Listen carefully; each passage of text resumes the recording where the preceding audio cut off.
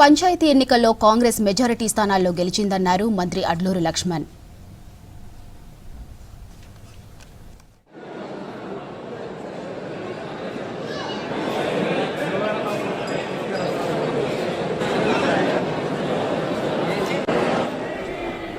ప్రజా సంక్షేమం, గ్రామాల అభివృద్ధి ప్రభుత్వ లక్ష్యమన్నారు.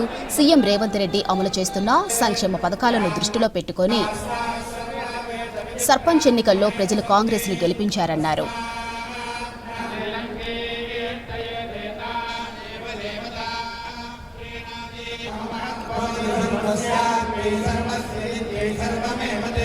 అలాగే 10 ఏళ్ల బీఆర్ఎస్ పాలనలో పేదలకు ఇండ్లు ఇవ్వలేదన్నారు.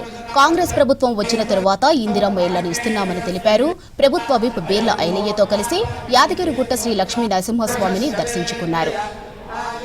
ఇక పూర్ణ కుంభంతో మంత్రికి స్వాగతం పలికారు ఆలయ అర్చకులు. వేద పండితులు వేద ఆశీర్వచనం చేశారు. తర్వాత స్వామివారి చిత్రపటం, లడ్డూ ప్రసాదం అందజేశారు ఆలయ అర్చకులు.